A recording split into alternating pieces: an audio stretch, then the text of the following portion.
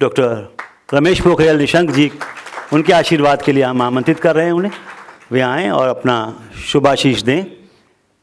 बहुत आभार प्रकट कर रहा हूँ कि आप सब लोग समय निकाल करके इस उद्भव में आए हैं और इस अवसर पर हमारे बीच मंगोलिया के राजदूत, वो भी अपना व्यस्ततम समय में उन्होंने समय निकाल करके हिंदी के प्रति और साहित्य के प्रति जो लगाव दिखाया है, मैं आप सबकी ओर से भी उनका अभिनंदन कर रहा हूँ, स्वागत कर रहा हूँ और ईश्वर से प्रार्थना कर रहा हूँ कि पूरी दुनिया के जितने भी राजदूत हैं उनमें साहित्य के प्रति ऐसी ही लगाव रहे ताकि सृजन की धारा बहती रहे।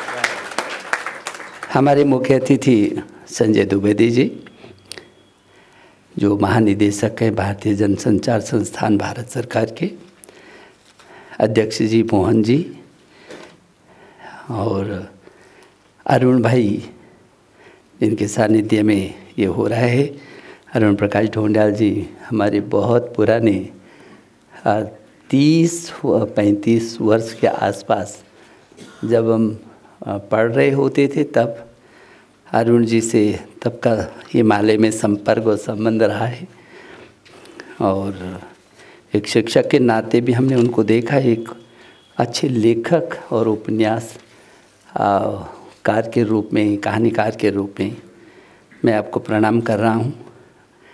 अशोक जी पांडे शिक्षाविद और लेखक हैं, संस्था से जुड़े हैं। डॉक्टर आशीष कांदवे जी,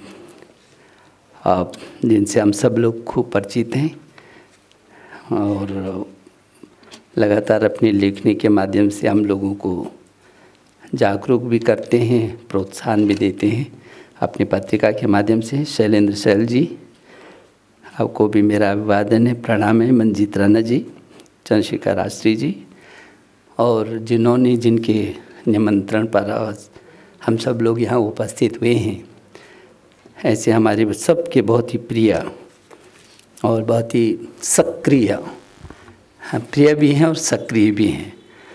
प्रिय तो बहुत हो जाते हैं लेकिन वो सक्रिय नहीं हो पाते। यदि प्रिय भी हो और सक्रिय भी हो तो आनंद ही कुछ और होता है। हम सब आपका अभिनंदन कर रहे हैं, आपको शुभकामना दे रहे हैं कि आप इसी गतिशीलता से, क्योंकि चाहते तो बहुत सारे लोग हैं, चाहना और करना, इन दोनों के बीच का अंतर पाटने वाले बहुत कम लोग हैं और ये प्रयास छोटे नहीं है, दूर तक जाने वाले प्रयास हैं। कठिनाई भी होती है और समय के साथ साथ लोगों को जोड़ने का ये बड़ा कठिन काम है, लेकिन मन अच्छा हो, अपने मिशन में कलुषितता हो और फिर संकल्प अच्छा हो तो वो रास्ते अपने पराकाष्ठा तक पहुंचते ही हैं। और उनको मैंने विवेक जी को बहुत लंबे समय से मैं देख रहा हूँ। मुझे मालूम नहीं कि आपने, क्योंकि मैं सामने देख रहा हूँ कि बहुत ही वरिष्ठतम और अधिकांश काफ़ी लोगों को मैं जानता हूँ और अभी जब परिचय हो रहा था तो बहुत सारे लोगों के बारे में जानकारी का अवसर भी मिला है। ये जो संस्कृति, साहित्य, पत्रकारिता और सामाजिक क्षेत्र में, विभिन्न क्षेत्रों में विशेष योगदान देने वाले लोगों को ये उद्भव संस्था पिछले बहुत लंबे समय से उनको जिस तरीके से प्रोत्साहन करने का संस्था ने जब भी ये निर्णय लिया होगा, मैं उन लोगों के मन को प्रणाम करना चाहता हूँ, उनका अभिनंदन करना चाहता हूँ कि ये मन की यदि समाज में किसी का भी कितना भी योगदान हो और यदि समाज के लोग उस योगदान पर कहीं ना कहीं अपनी उपस्थिति दर्ज करते हैं, उसको मन में संजोते हैं, तो केवल उसका सम्मान नहीं होता, वो आने वाले समय का, पीढ़ियों का, उस विचार का, उस मिशन का, उस विज़न का सम्मान होता है। जो आगे बढ़ने की ललक देता है, जिज्ञासा देता है और जिज्ञासा में परिवर्तित कर देता है। तो मैं समझता हूँ कि ये छोटी बात नहीं है, और इसके लिए मैं जितना भी इनकी आपकी संस्था को अभिनंदन करना चाहूँगा वो कम है, क्योंकि हम सभी लोग इस परिवार में बैठे हुए हैं। वही लोग आए हुए होंगे जिनके मन के अंदर कहीं ना कहीं छटपटाहट है, अभिप्सा है।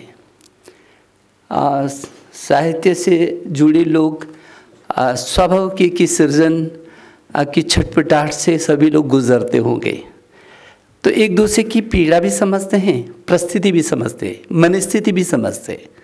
तो पीड़ा, मनस्थिति, परिस्थिति तीनों को समझने वाले लोग जहाँ एक जगह एकत्रित होते हैं तो एक नई गंगा बहती है, एक नई धारा आती है। और मुझे भरोसा है कि इन तीनों से निकलने वाली गंगा में ताकत होती है, उसको सब में साथ चलने की, सबके कल्याण की जो भावना होती है उसमें ताकत होती है। वो केवल शब्द नहीं होते हैं, वो केवल शब्द नहीं होते हैं, वो प्रवाह होता है। और जब शब्द प्रवाह में बदल जाते हैं तो वो परिवर्तन का कारण बनते हैं। मुझे भरोसा है कि ये जो अभियान आपने लिया है, ये अभियान आगे तक चलेगा। वैसे भी हम हिंदुस्तान के लोग, पूरी दुनिया में हम बहुत संवेदनशील लोग रहे हैं। हमारा मन छोटा कभी नहीं रहा है। हम भारत के लोगों ने पूरी दुनिया को अपना परिवार माना है हमेशा ही। और माता भूमि पुत्रो हम पृथिव्या, ये पूरी धरती को हमेशा माँ कह कर के पुकारा है। और उस माँ की गोद में पैदा होने वाला किसी जाति, पंथ, धर्म का क्यों न हो, उस सबको अपना अंग माना है। अब ये छोटी बात नहीं है। हम लोगों के सामने ये बड़ी चुनौती भी है, बड़ा अवसर भी है। जहाँ एक ओर हम सर्वे भवन्तु सुखिनः सर्वे सन्तु निरामय की बात करते हैं, दूसरी ओर हम वसुधैव कुटुम्बकम की बात करते हैं, तीसरी ओर सहना भवतु सहनो भुनक्तु की भी बात करते हैं, और हम तेन त्यक्तेन भुंजिता की भी बात करते हैं कि दुनिया में तभी सुख और शांति और प्रगति होगी जब एक दूसरे को हम सम्मान न दें, बल्कि साथ साथ चलने का ताकत भी हम में हो। और जहाँ कम वहाँ हम इस भावना के साथ जितना आपको ज़रूरत है उतना ही ग्रहण करिए। ये जो हमारी भावनाएं रही है वो हमारे साहित्य से होकर के गुजरती है। हमारे जितने भी साहित्यकार हैं उन्होंने अपनी अलग अलग विधाओं में, कहानी के माध्यम से हो, उपन्यास के माध्यम से हो, वो कविताओं के माध्यम से हो, वो नाटक के माध्यम से हो, कहीं ना कहीं उस भावना को, उस संस्कार को आगे बढ़ाने की कोशिश की है। तो निश्चित रूप में ये हमारे सामने, क्योंकि जो ये पीढ़ी चल रही है और देश अंगड़ाई ले रहा है, सबने सब पूरा देख लिया, दुनिया को देख लिया, इतिहास भी करवट लेता है। और हमने देखा है कि तमाम थपेड़ों के बाद भी वो जो हमारा विचार है, वो विचार पूरी दुनिया के लिए श्रेष्ठ तर रहा है। मुझे NAB 2020 का जब पूरी दुनिया में परामर्श कर रहे थे देश के दुनिया में, तो मुझे थोड़ा सा लोगों को समझने का थोड़ा सा अवसर मिला, पूरी दुनिया के लोगों को शिक्षा के माध्यम से ही सही। और मुझे लगा कि नहीं, हम लोग काफ़ी आगे हैं और हमको बहुत दूर तक जाना है। लोगों की अपेक्षाएं हमसे, अपेक्षाएं हमेशा उससे होती हैं जिसके अंदर ऊर्जा होती है, विज़न होता है, और विज़न को मिशन में तब्दील करने की ताकत भी होती है। लिखने वाले बहुत लोग होंगे, लेकिन लिखा क्या है? क्या हमने अंदर से जो पैदा हुआ है उसको बांटा है? निश्चित मैं इस बात को ताकत के साथ कह सकता हूँ कि अंदर से निकला हुआ, संघर्ष की ताप से निकली हुई एक शब्द की जो माँ है, जो था है और जो रहा है, वो किसी न किसी के हृदय में बस पहुँच करके एक नया रास्ता बनाती ही बनाती है। और इसलिए हमारे लिए बहुत अच्छा अवसर है जब हम उस मानवता को, क्योंकि मनुष्य रहेगा तभी उसकी प्रगति है, मूल केंद्र में मनुष्य है। और ऐसी भी प्रगति जो संस्कारहीन हो, जो जीवन जीने की वो ना हो जिसमें केवल मशीन बन गए, तो वो भी पूरी दुनिया, इसलिए लोगों ने इस NEP 2020 को कहा कि दुनिया में चाहे वो ऑक्सफोर्ड हो, हार्वर्ड हो और कैम्ब्रिज हो, सब ने कहा कि ये वर्ल्ड में गेम चेंजर का काम करेगी। तो हमने पूछा आपको क्यों लगा ये गेम चेंजर का काम करेगी? लोगों ने इस बात को ज़्यादा महसूस किया, ये जीवन मूल्यों पर आधारित शिक्षा है, क्योंकि हम जीवन मूल्यों को ही भूल बैठे, और जिसमें जीवन मूल्य ही नहीं है फिर वो आदमी क्या है, चलता पुरता पुतला ही तो है। तो वो जो जीवन मूल्य है, वो जो जीवन मूल्य हैं उनको बचाना बहुत ज़रूरी है। मुझे भरोसा है संवेदनशील लोग ही उन जीवन मूल्यों को बचाने की ताकत रखते हैं, क्योंकि संवेदनहीन तो फिर पत्थर की तरह है, और हमने उन संवेदनाओं को जिंदा रखना है किसी न किसी माध्यम से। ये संस्था इस दिशा में बहुत काम कर रही है।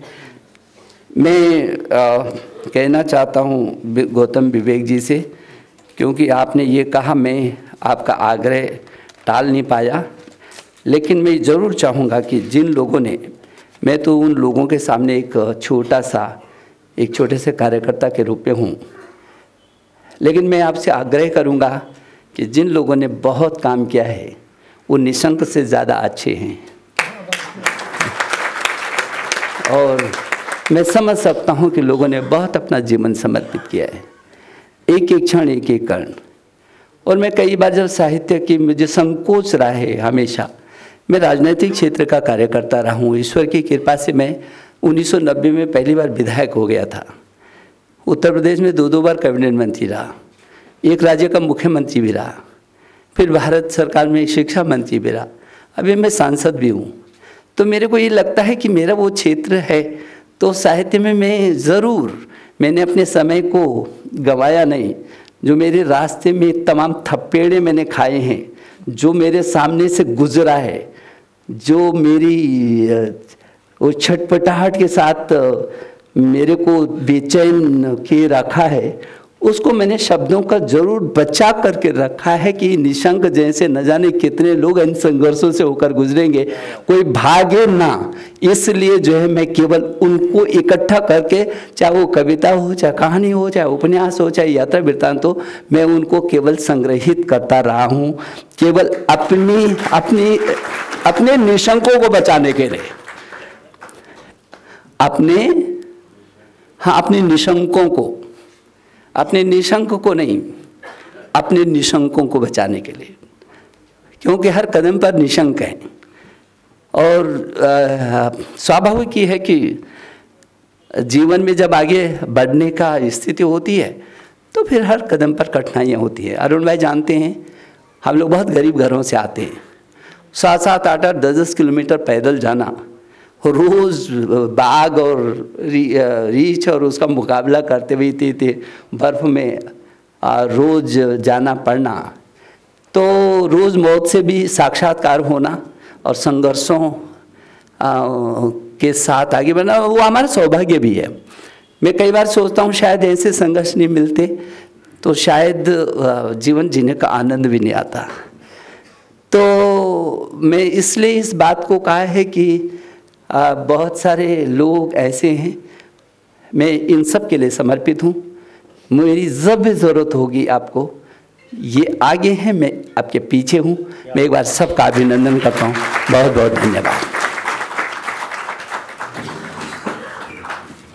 अगर आप ये वीडियो YouTube पर देख रहे हैं तो हमारे चैनल को सब्सक्राइब करें और बेल आइकन को दबाना ना भूलें। अगर आप Facebook पर ये वीडियो देख रहे हैं तो हमारे पेज को लाइक करें।